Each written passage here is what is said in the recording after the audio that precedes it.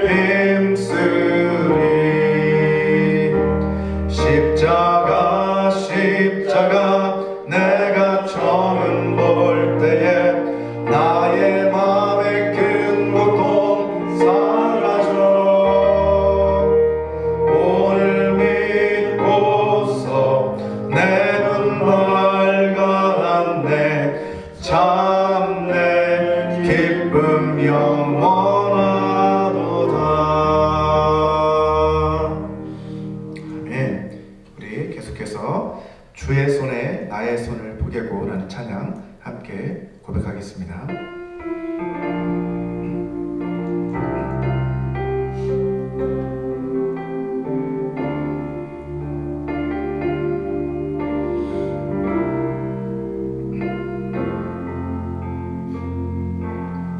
주 보혈 날 정결케 하고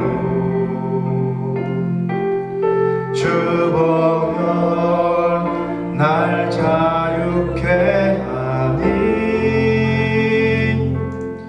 주 앞에 나 예배하는 이 시간 나의 모든 모든 것을 주께 드리네. 주의 손 날 위해 지키셨고 주의 발 날 위해 박히셨으니 이제는 내가 사는 것이 아니요 오직 주를 위해 사는 것이라.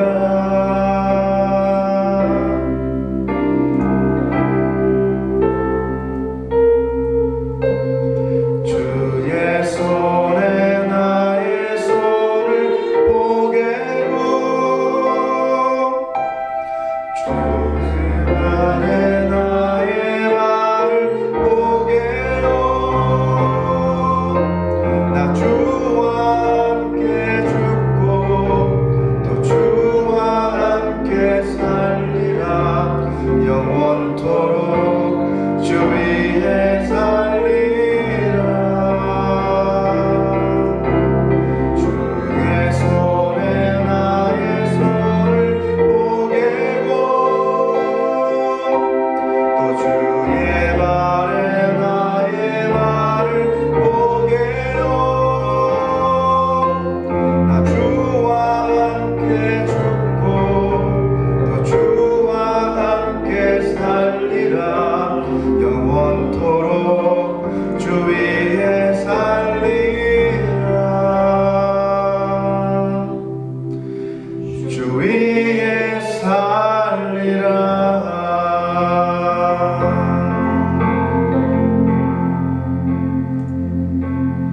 주 보혈 날 정결케 하고 주 보혈 날 자유케 하니 주 앞에 나 예배하는 이 시간 나의 모든 것을 주께 드리네. 주의 손 날 위해 지키셨고 주의 발 날 위해 박히셨으니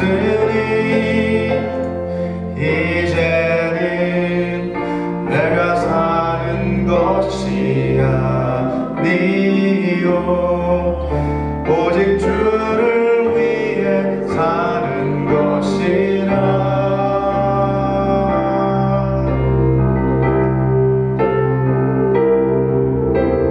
주의 손에 나의 손을 보게고 또 주의 발에 나의 발을 보게요. 나 주와 함께 죽고 또 주와 함께 살리라. 영원토록 주 위에 살리라. 주의 손에 나의 손을 보게고 또 주의 발에 나의 발을 보게요. 나 주와 함께 죽고 또 주와 함께 살리라. 영원토록 주 위에 살리라. 주 위에 살리라.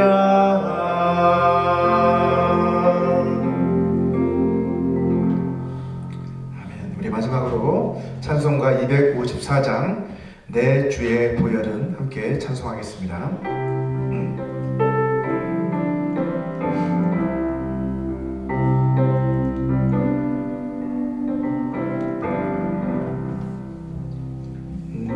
내 주의 보혈은 정하고 청하다 내 죄를 적게 하신 주 날 보라 하신다. 내가 주께로 지금 가오니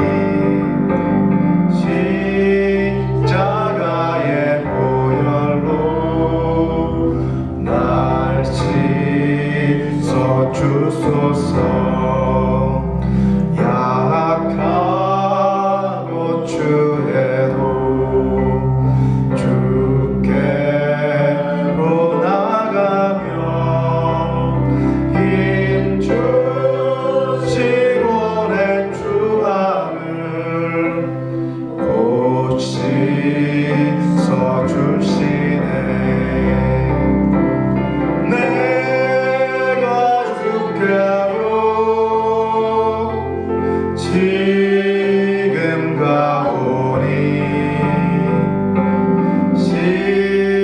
십자가의 보혈로 날 씻어 주소서.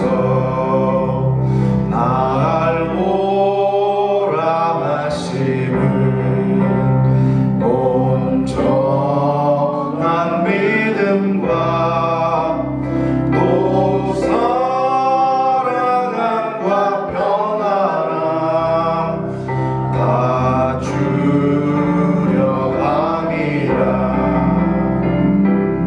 내가 주께로 지금 가오니 십자가의 보혈로 날 씻어 주소서.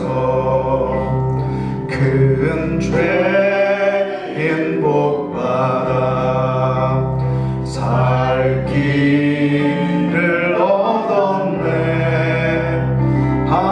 한없이 넓고 큰 은혜 베풀어 주소서. 내가 주께로 지금 가오니 십자가의 보혈로 날 씻어 주소서. 그 피가 맘속에 큰 증거 됩니다. 내 기도 소리 들으사 다 허락하소서. 내가 주께로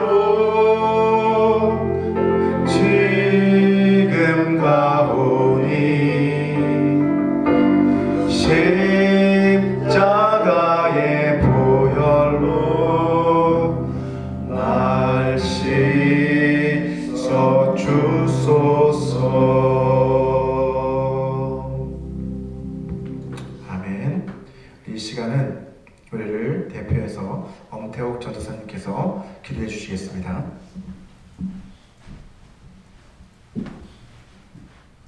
사랑과 존귀와 영광을 받으시기 합당하신 하나님, 저희들 또 한 주간도 지켜주셨다가 이 거룩한 주일날 주님 아버지 앞에 나오게 하심을 감사드립니다. 이 시간 신령과 진정으로 예배드리는 저희들의 마음이 되게 하여 주시옵소서. 우리가 아버지 이제 마지막 때에 정말 살고 있습니다. 하나님 아버지 마지막 때에만 각 나라에 어수선하고 혼돈하고 악법들이 통과되어서 하나님을 대적하고 하나님을 모욕하는 이 땅의 아버지 더럽고 추악한 이 모습들을 주님 보시오니 하나님 저희들을 용서하여 주시옵시고 이 땅을 고쳐 주시옵소서. 하나님 마지막 때 믿음을 아직 보겠느냐고 말씀하신 저희들이 이제 하나님 마음을 정말 하나님께로 향하게 하여 주시옵시고 세상에서 아버지 취했던 우리의 모든 모습들이 아버지 십자가의 보혈로 다 씻어지는 저희들 되게 하여 주시옵소서. 항상 하나님 함께 하심을 우리가 늘 알면서도 마치 하나님이 없는 것처럼 행동했던 입술과 마음으로 생각으로 범죄했던 것들을 이 시간 예배를 통하여서 하나님 정결케 하여 주시옵기를 간절히 바라고 원하나이다. 아버지, 오늘은 특별히 또 하나님 아버지 앞에 성찬 예배로 아버지 드리옵나이다. 하나님께서 이 시간을 통하여서 우리가 다시 한번 우리가 하나님 정결케 되는 시간 되게 하여 주시고 우리 마음이 오직 주님께로만 향하는 귀한 시간 되게 하여 주시옵소서. 하나님, 주님께서는 우리를 위해서 그가 찔림은 아버지 우리의 허물이요 그가 상함은 우리의 죄악이요 그가 징계를 받음으로 우리가 평안을 누리고 주님이 그가 아버지 채찍에 맞음으로 우리가 나음을 입었다고 하셨습니다. 이 모든 것을 우리의 모든 범죄함을 인하여서 오셨사오니 우리가 아버지 아무 공로 없이 천국에 갈 수 있다는 것을 우리가 어떠한 것도 교만하지 않게 하심을 감사드리옵나이다. 아버지, 우리는 어떠한 것도 하나님 그 믿음조차도 아버지 우리에게 온 것이 아니고 오직 주님께로 온 것을 주님 이 시간 고백합니다. 아버지, 마음을 다하고 성품을 다하는 저희들 하나님 삶이 되게 하여 주시옵소서. 오늘도 귀한 시간 허락하심을 감사하고 또 목사님 말씀을 통하여서 저희들이 아버지 깨닫고 하나님 깊이와 넓이와 길이를 아버지 알게 하여 주시사 하나님 영생을 얻는데 입만 무성한 무화과 나무가 아니라 아버지 열매 맺는 성도들 되게 하여 주시옵시고 또 복음부지 비전교회를 통하여서 이 지역에 또 하나님 갈급한 영혼들 하나님 잠자는 영혼들이 이곳에 와서 다시 깨어나는 아버지 복음 비전교회 역할을 할 수 있도록 저희들의 마음을 허락하여 주시옵시고 아버지 하나님 또 예비하신 자들을 사람을 통해서 환경을 통해서 하나님 보내 주시옵소서. 저희들이 그 몫을 다할 수 있는 하나님 나라를 확장해 나가는 아버지 함께 선을 이루는 저희들 복음 비전교회 되게 하여 주시옵소서. 오늘도 하나님께서 홀로 영광 받아 주시옵시고 예수 그리스도의 이름으로 기도드리옵나이다. 아멘.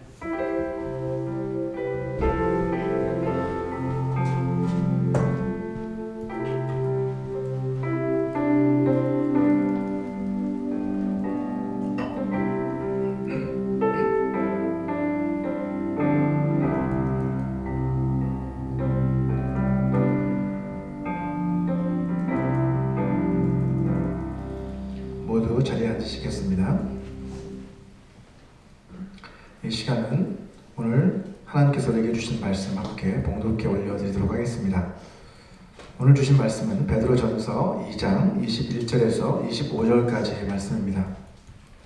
베드로전서 2장 21절에서 25절까지의 말씀 저와 함께 교독하도록 하겠습니다. 이를 위하여 너희가 부르심을 받았으니 그리스도도 너희를 위하여 고난을 받으사 너희에게 본을 끼쳐 그 자취를 따라오게 하려 하셨느니라. 그는 죄를 범하지 아니하시고 그 입에 거짓도 없으시며 욕을 당하시되 맞대어 욕하지 아니하시고 고난을 당하시되 위협하지 아니하시고 오직 공의로 심판하시는 이에게 부탁하시며 친히 남에 달려 그 몸으로 우리 죄를 담당하셨으니 이는 우리로 죄에 대하여 죽고 의에 대하여 살게 하려 하심이라. 그가 채찍에 맞음으로 너희는 나음을 얻었나니. 다 같이 읽겠습니다. 너희가 전에는 양과 같이 길을 잃었더니 이제는 너희 영혼의 목자와 감독 되신 이에게 돌아왔느니라. 아멘. 오늘은 고난 주간이 시작되는 첫날입니다. 그래서 오늘은 이 베드로전서 2장 21절에서 25절 말씀을 중심으로 고난의 발자취를 따라서 주님의 걸어가신 그 고난의 발자취를 따라서 우리가 어떻게 걸어가야 하는지를 함께 고민해보고 생각하는 시간을 갖도록 하겠습니다. C.S. 루이스는 자신의 저서인 고통의 문제라는 책에서 하나님이 우리의 인생 가운데 고난을 어떻게 사용하시는지에 관해 반려견 산책을 하나의 예로 들어서 이렇게 설명을 하고 있습니다. 제가 읽어드리겠습니다. 인간의 의지와 하나님의 의지 사이의 관계를 생각해보면 개가 목줄에 매인 채 골목길을 내려가는 모습을 떠올리게 된다. 개는 골목길에서 20가지의 냄새를 맡고 싶어 하지만 만약 주인이 길 끝에 도달하기를 원한다면 개를 계속 당기게 될 것이다. 만약 개가 목줄이 기둥에 감겨있는 채로 계속해서 앞으로 달려가려고 하면 목줄은 더욱더 조여오게 될 것이다. 개도 주인도 같은 목적을 향하여 나아가지만 주인은 개가 가고자 하는 쪽에 반대 방향으로 개를 끌어당겨야 한다. 주인은 같은 의도를 가지고 있지만 정말로 가고자 하는 곳이 어디인지 개보다 더 잘 이해하고 있기 때문에 개가 원하는 정반대 방향으로 끌어당기는 것이다. 반려견을 데리고 산책을 나가보신 분들은 잘 아시겠지만 개들은 늘 자기가 원하는 방향으로 가려는 그런 습성이 있잖아요. 흥미로운 냄새를 맡게 되면 그 냄새를 따라 이리저리 돌아다니고 다른 개들이나 다른 사람들을 쫓아가려고 하기도 합니다. 자, 하지만 주인은 어떻게 해야 합니까? 개가 가려고 하는 대로 그냥 내버려 두지 않죠. 개가 위험한 상황에 처하지 않도록, 그리고 올바른 길로 계속해서 갈 수 있도록 주인은 개의 목줄을 끌어당기는 것입니다. 마찬가지로 우리도 때로는 하나님께서 이끌어가고자 하시는 그 방향과 다른 쪽으로 자꾸 나아가려고 할 때가 있었죠. 그때마다 하나님께서는 이 고난이라고 하는 그 목줄을 끌어당기셔서 우리를 올바른 방향으로 인도해 가신다는 것입니다. 자, 그런데 성경은 예수님께서도 이와 마찬가지로 고난을 통해서 순종함을 배우셔서 온전하게 되셨다라고 그렇게 말씀을 하고 있습니다. 심지어 예수님께서도 그렇다는 거죠. 히브리서 5장 8절과 9절 말씀을 같이 한번 읽어보겠습니다. 시작. 그가 아들이시면서도 받으신 고난으로 순종함을 배워서 온전하게 되셨은즉 자기에게 순종하는 모든 자에게 영원한 구원의 근원이 되시고 라고 말씀하고 있습니다. 예수님은 하나님의 아들이시니까 온전하신 분이시잖아요, 원래. 근데 하나님의 계획 가운데 그 뜻에 순종해서 그 고난을 받으심으로 말미암아 그 순종을 통해 온전하게 되셨다라고 말씀하고 있어요. 그것이 하나님의 뜻이라는 거죠. 그런 고난의 과정을 거쳐서 온전하게 되시는 것이 하나님의 뜻이고 그를 통해 하나님이 우리를 구원하셨다라고 말씀합니다. 자, 예수님께서도 하나님 아버지께서 인도하신 그 고난의 길, 십자가의 길을 걸어가셨고 그 길을 다 걸으셨을 때 마침내 모든 사람의 구원의 근원이 되셨다는 거죠. 오늘 본문인 베드로전서 2장에서도 주님의 그 고난에 대해 말씀하고 있습니다. 고난은 우리에게 고통을 가져다 주기도 하고 아픔을 가져다 주죠. 그렇기 때문에 우리의 관점에서 생각해 보면 고난은 피하고 싶은 것이고 또 불필요한 것으로 여겨질 수도 있습니다. 하지만 하나님의 관점에서 바라본 고난은 우리를 구원의 길로 인도하시기 위한 하나의 필수적인 과정이라는 거예요. 자, 첫 번째 넘겨주시고 예수님께서는 우리를 구원하시기 위해 고난을 당하셨습니다. 본문 24절 전반부를 보시면 친히 나무에 달려 그 몸으로 우리 죄를 담당하셨다라고 말씀합니다. 자, 예수님께서는 본래 죄가 없으신 분이시지만 우리의 죄를 대신 친히 담당하시기 위해서 십자가에 달려 돌아가신 것이죠. 자, 성경은 죄의 삭은 사망이라고 말씀하고 있습니다. 따라서 예수님께서 십자가에 달려 돌아가심으로써 죽으심으로써 우리가 치러야 할 그 사망의 값, 죄의 삭, 사망, 그 값을 우리 대신 치르신 것이죠. 이것이 바로 대속의 은혜입니다. 자, 첫사람 아담의 범죄로 인해서 하나님과 인간 사이는 서로 멀어지게 되었다고 말씀드렸습니다. 그래서 이사야서 59장 2절은 우리의 죄악이 우리와 하나님 사이를 갈라놓았고 우리의 죄 때문에 하나님께서 그 얼굴을 가리시고 또 그 귀를 닫아 듣지 않으신다라고 말씀을 하고 있습니다. 죄로 인해 우리가 하나님으로부터 멀어졌다는 거죠. 자, 그런데 예수 그리스도께서 오셔서 죄 때문에 갈라져 있던 그 하나님과 우리 사이를 다시 어떻게 하신 거예요? 회복시켜 주셨다. 화목하게 하셨다. 라고 로마서 5장 10절은 말씀하고 있습니다. 곧 우리가 원수 되었을 때에 그의 아들의 죽으심으로 말미암아 하나님과 화목하게 되었은즉 화목하게 된 자로서는 더욱 그의 살아나심으로 말미암아 구원을 받을 것이니라. 자, 예수 그리스도께서 우리를 위해 십자가에 달려 돌아가심으로써 우리가 하나님과 화목하게 되었고, 이제 우리가 얼마든지 그 피를 힘입어 하나님 앞으로 나아갈 수 있는 그 구원의 은혜를 누리게 된 것이죠. 자, 본문 25절에서도 예수님의 그 십자가 희생을 통해서 길을 잃고 방황하고 있던 우리들이 우리 영혼의 목자 되시고 또 감독 되신 하나님께로 돌아오게 되었다라고 그렇게 선언하고 있습니다. 자, 이것이 예수님께서 우리를 위해 고난 당하신 첫 번째 이유입니다. 자, 두 번째, 예수님께서는 우리로 하여금 그 발자취를 따르게 하시려고 고난 당하셨습니다. 이사야서 53장 5절 말씀을 우리 같이 한번 읽어보겠습니다. 시작. 그가 찔림은 우리의 허물 때문이요 그가 상함은 우리의 죄악 때문이라. 그가 징계를 받음으로 우리는 평화를 누리고 그가 채찍에 맞음으로 우리는 나음을 받았도다. 아멘.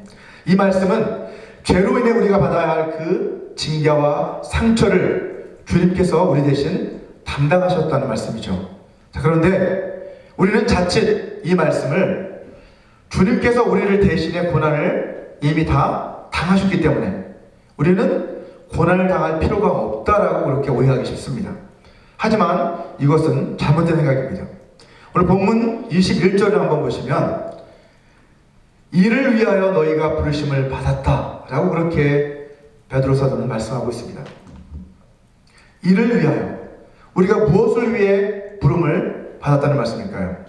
바로 앞구절인 20절 말씀에 나와 있습니다. 같이 한번 읽어보겠습니다. 시작. 죄가 있어 매를 맞고 참으면 무슨 칭찬이 있으리요? 그러나 선을 행함으로 고난을 받고 참으면 이는 하나님 앞에 아름다우니라. 아멘. 예. 선을 행함으로 고난을 받고 인내하는 그런 삶, 그 삶을 위하여 우리가 부르심을 받았다라고 말씀하고 있는 거예요. 자, 21절 후반부도 보시면 또 뭐라고 말씀합니까? 그리스도도 너희를 위하여 고난을 받으사 너희에게 본을 끼쳐 그 자취를 따라오게 하려 하셨느니라 라고 말씀하고 있습니다. 자, 그리스도께서 고난을 받으신 것은 우리의 죄를 속하시기 위한 그것도 있지만 또 우리에게 본을 보여 자신의 그 고난의 발자취를 따라오게 하시려고 그렇게 하셨다라고 또 말씀하고 있는 것을 볼 수 있죠.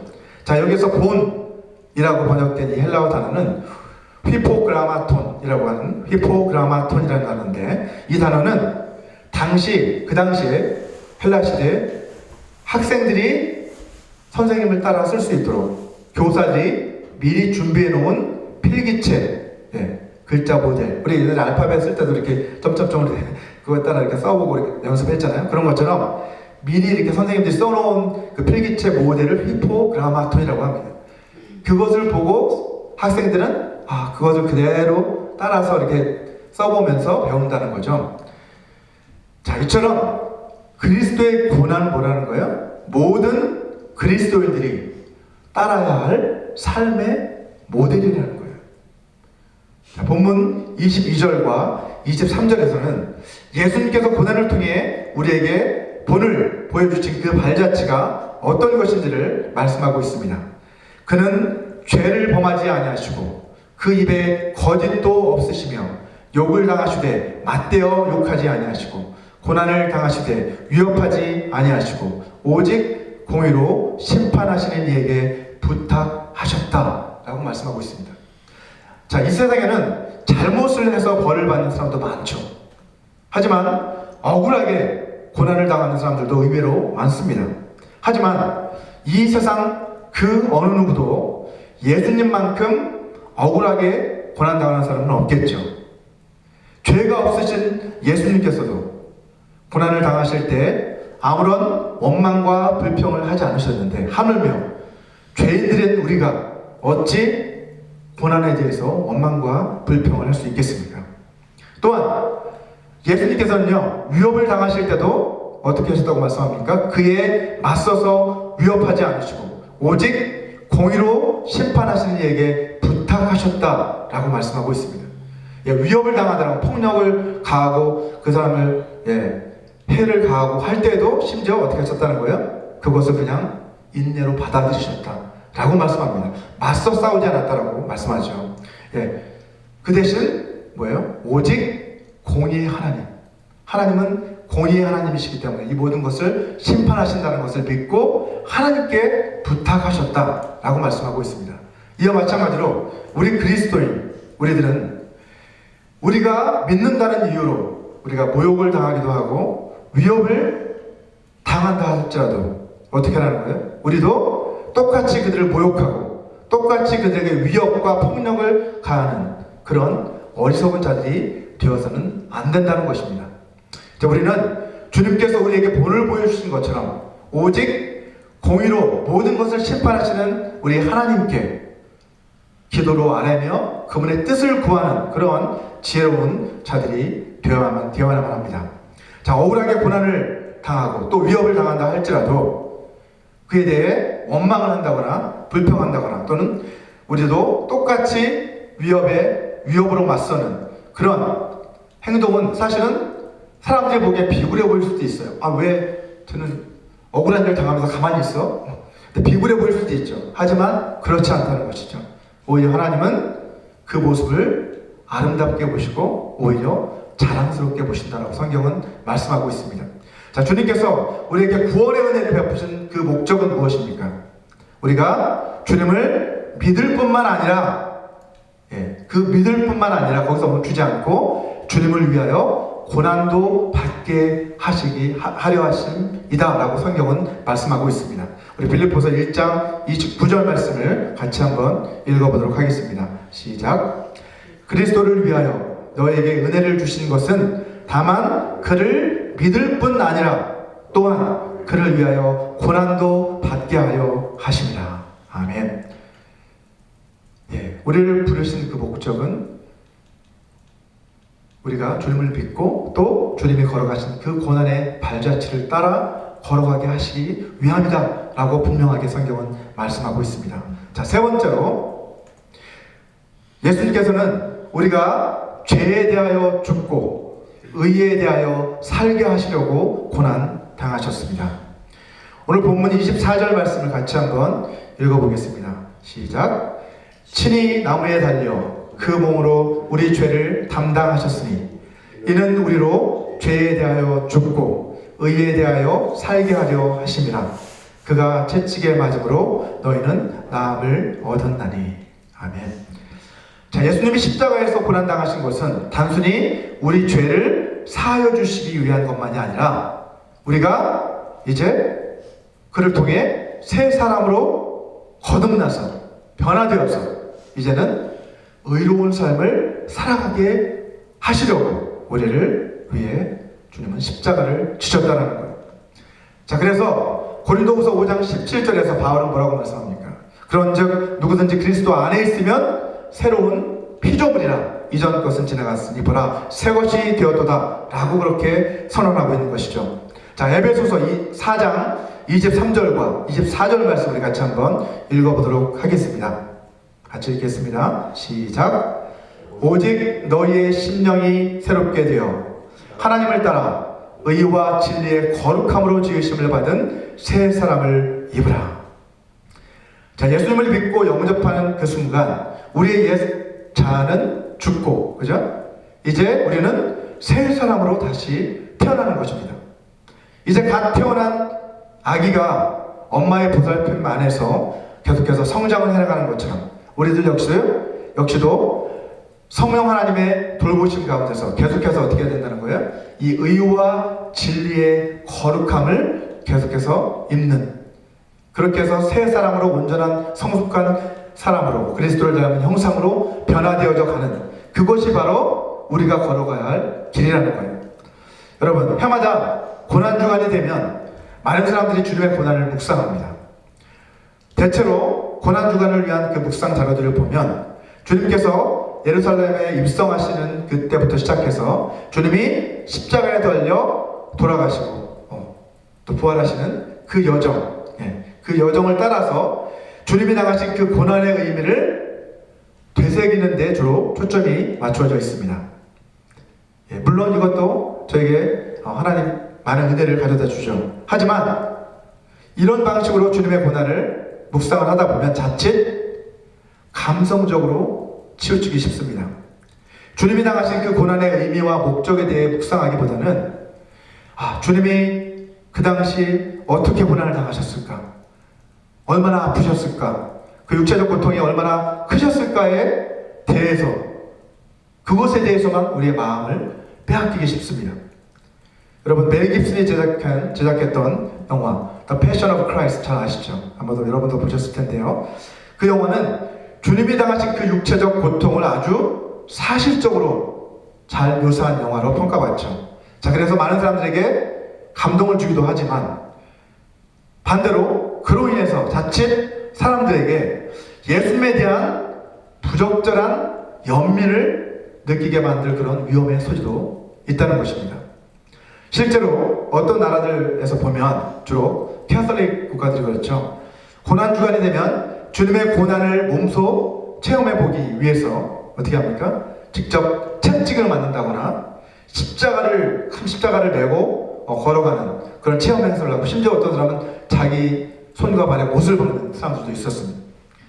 자, 그렇게 함으로써 그들은 자신들이 주님의 고난에 동참했다고 생각할지도 모릅니다.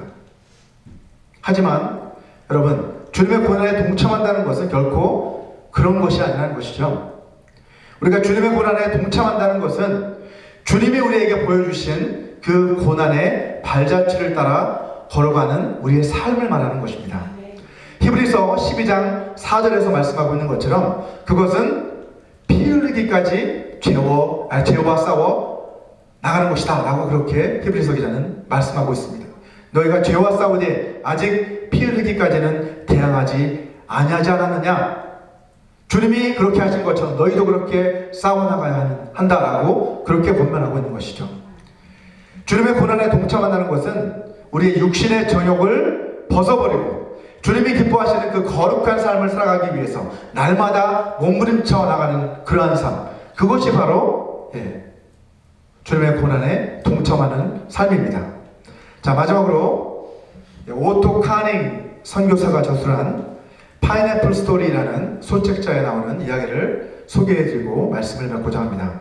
이 책은 이 선교사가 직접 경험했던, 선교지에서 경험했던 그 이야기를 바탕으로 쓴 책입니다.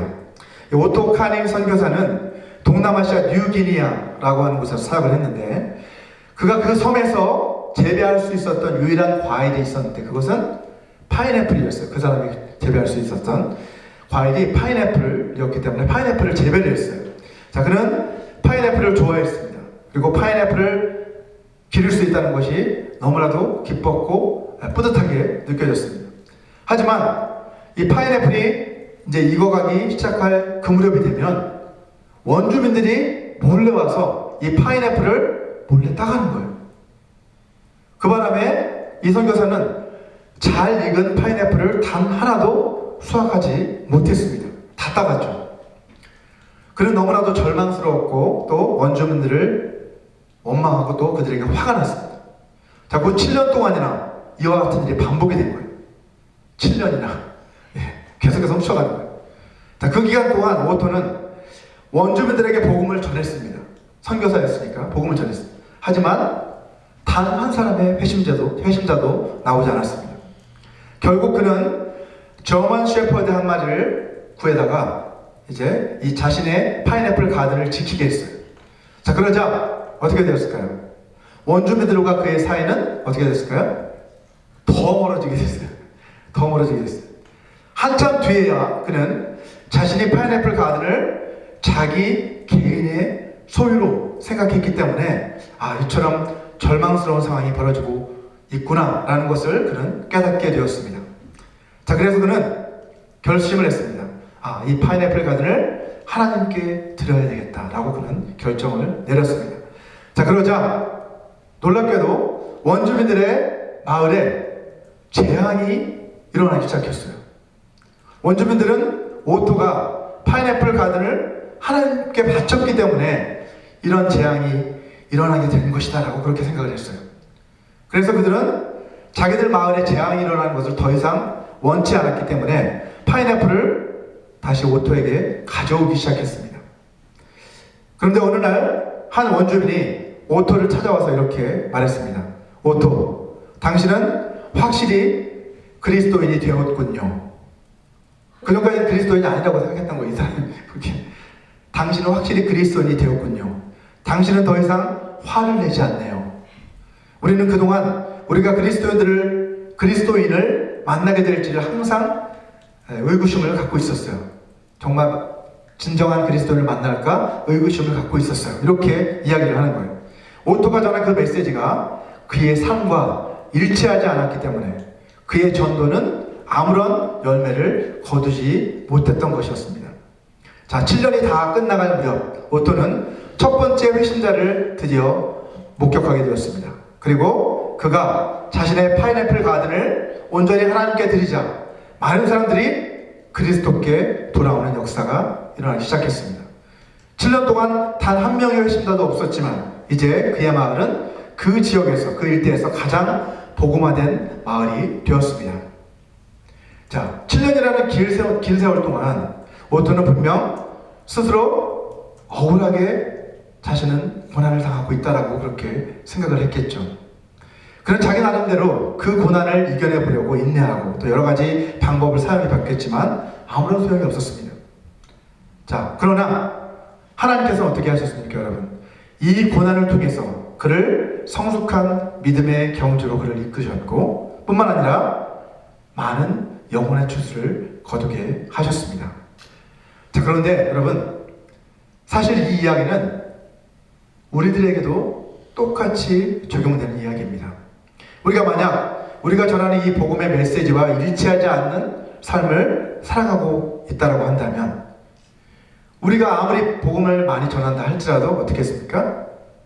그 메시지를 듣고 예수를 영접하는 사람은 없을 것입니다. 아, 저 사람 말은 저렇게 하면서 자기는 저렇게 사네.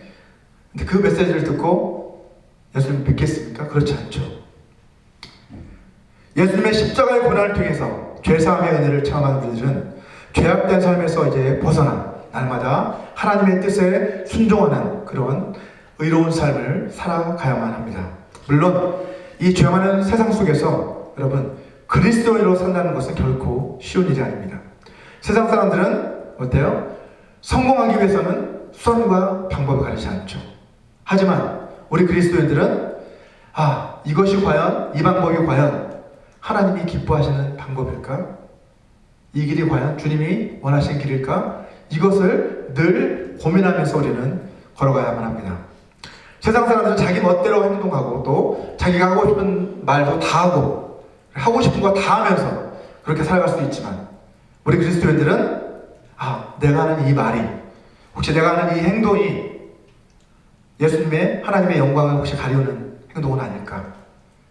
주님 보시기에 합당한 말과 행동이 맞는가? 이것을 늘 고민하면서 우리는 그 길을 걸어가야만 합니다. 예, 세상 사람들과 비교하면 더 어려운 길이죠. 고난의 길이죠. 사람들에게 복음을 전하다 보면 무시를 당하거나 또 욕을 먹기도 하고 하나님 말씀에 우리가 순종해서 직장에서 학교에서 또 사회에서 이렇게 살아가려고 하다 보면 어떻게 되어 있어요? 늘 손해를 볼 수밖에 없습니다. 자, 그런데 어떤 때 어떤 생각이 불쑥 들어요? 우리가 왜 이렇게까지 하면서 살아가야 되나? 이런 생각이 막 불쑥 들 때도 있어요. 내가 이렇게까지 하면서 살아가야 돼? 이런 생각이 찾아오기도 합니다. 하지만 여러분, 그럼에도 불구하고 우리는 계속해서 그 길을 걸어가야 한다라고 주님은 말씀하십니다. 왜냐하면 예수님께서 먼저 고난의 발자취를 따라 살아가는 것이 어떤 것인지 우리에게 본을 보여주셨고 우리도 그 고난의 발자취를 따라 걸어가야 한다라고 우리에게 말씀하셨기 때문입니다. 이처럼 우리 그리스도인들은 주님의 고난의 발자취를 따라 살아가는 사람들입니다. 저와 여러분 모두가 날마다 주님이 걸어가신 이 고난의 발자취를 따라 걸어가는 복된 삶을 살아가게 되시기를 주님의 이름으로 축원합니다.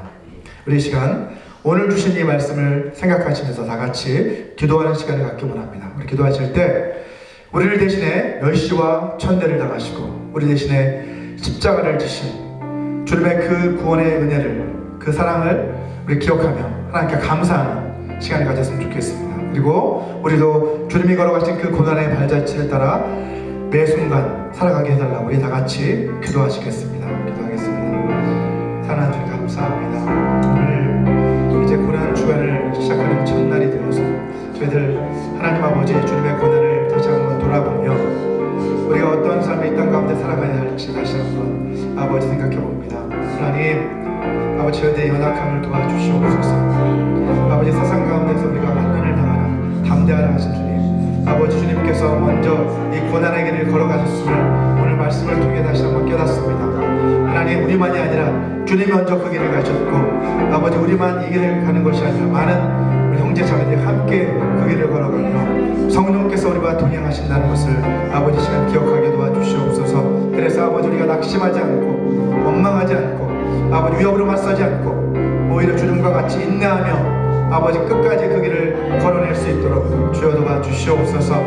아버지 공의의 하나님, 우리를 마지막 심판하실 그 하나님께 모든 것을 맡기며 아버지 주님이 원하시는 그 길, 고난의 길을 뒤따라갈 수 있도록 저희를 이끌어 주시옵소서. 예수여 저희를 도와주셔서 아버지 하나님 우리를 위해 아버지 하나님 십자가를 지신 그 은혜와 사랑을 아버지 기억하며 우리도 참으로 아버지 하나님 날마다 아버지 하나님 고난 가운데서 기뻐하며 인내하는 그런 삶을 살아갈 수 있도록 도와주시옵소서. 아버지 하나님 주님이 창에 찔리시고 상하심으로 우리의 허물과 죄악이 사하여지고 주님이 징계를 받으심으로 우리가 평화를 누리고 주님이 채찍에 맞으심으로 우리가 나음을 얻게 해주시니 감사합니다. 우리 모두가 하나님의 뜻에 순종하여 주님이 걸어가신 그 고난의 발자취를 뒤따라 걸어갈 수 있도록 도와주시옵소서.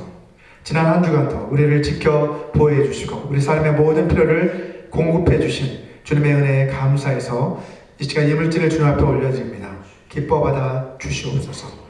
주님 나라 영광을 위해 사용하여 주시옵소서. 예수님의 이름으로 기도합니다. 아멘. 이 시간은 주님의 명령에 따라 주의 만찬을 기념하는 시간을 갖도록 하겠습니다. 주의 만찬 윤희신 장로님께서는 앞으로 나와주시기 바랍니다.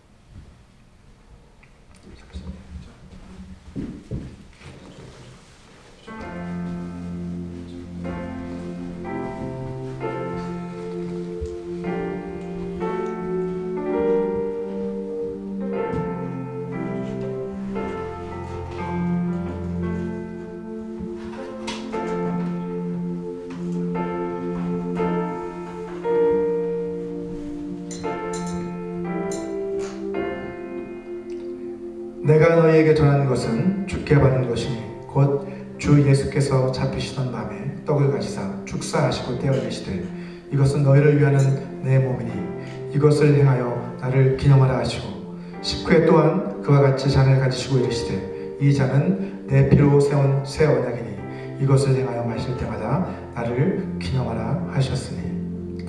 이 시간 주의 만찬을 위해 먼저 함께 기도하겠습니다. 아버지 하나님, 이 시간 주님의 명령에 순종하여 주의 만찬을 기념하려고 합니다. 우리가 부지불식간에 범한 모든 죄를 용서해 주시고 주님의 자비와 은혜를 베풀어 주시옵소서. 주님의 떡을 떼고 주님의 잔을 마실 때에 우리를 위해 죽으신 주님의 그 은혜와 사랑을 더 깊이 깨닫는 이 시간이 되게 하여 주시옵소서. 예수님의 이름으로 기도합니다. 아멘.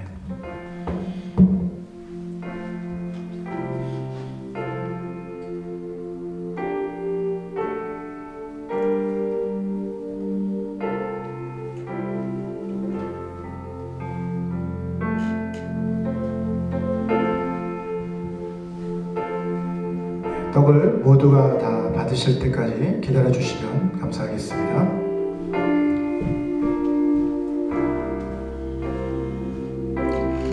그들이 먹을 때에 예수께서 떡을 가지사 축복하시고 떼어 제자들에게 주시며 이르시되 받아서 먹으라 이것은 내 몸이니라 하시고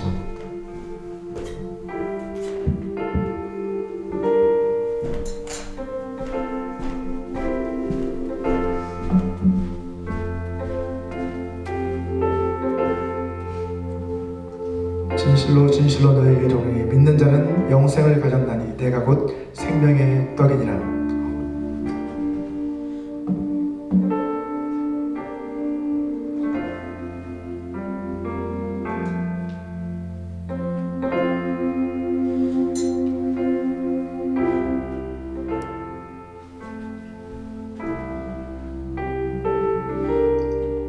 자, 우리를 위해 자기 몸을 내어주신 주님의 은혜를 기억하시면서 다 같이 주님의 떡에 참여하겠습니다.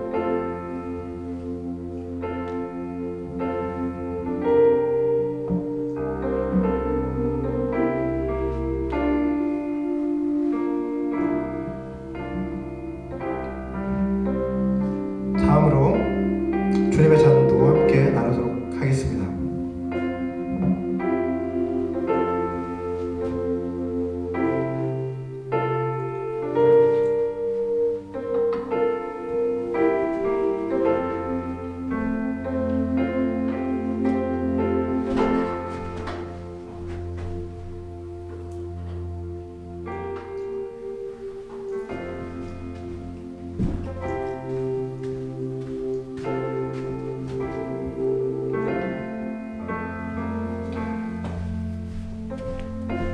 예수께서 이르시되 내가 진실로 진실로 너에게 이르노니 인자의 살을 먹지 아니하고 인자의 피를 마시지 아니하면 너희 속에 생명이 없느니라.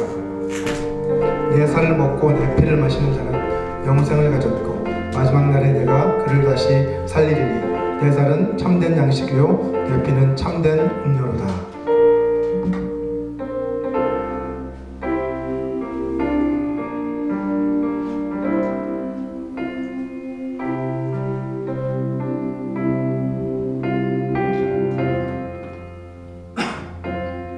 우리의 죄를 속하시기 위해 흘리신 주님의 보혈의 은혜를 기억하시면서 다 같이 주님의 잔에 참여하시겠습니다.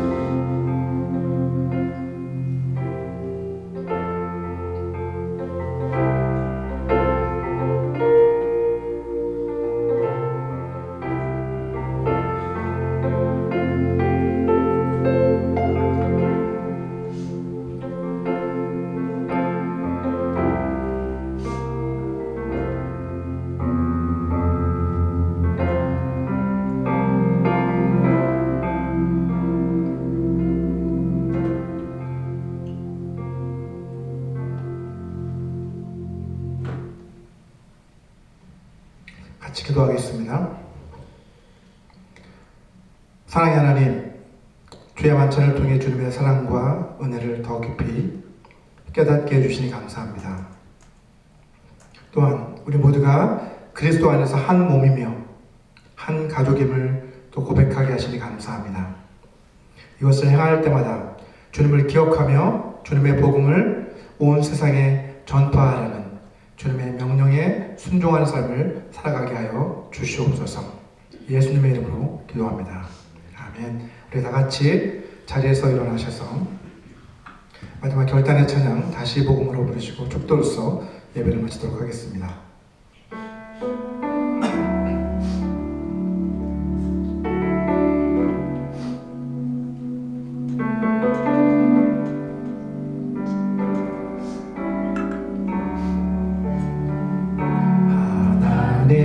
독생자 예수 그리스도 그분만이 오직 길과 진리 생명이라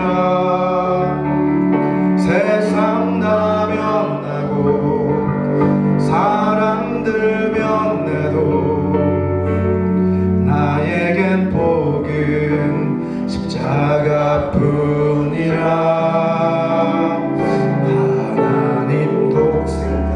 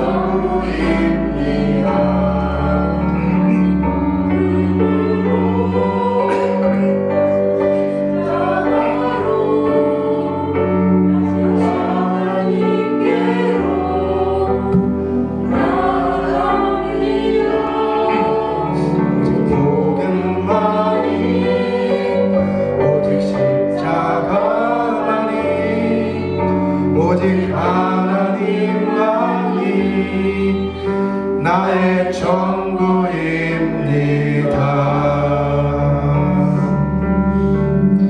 우리 같이 기도하겠습니다.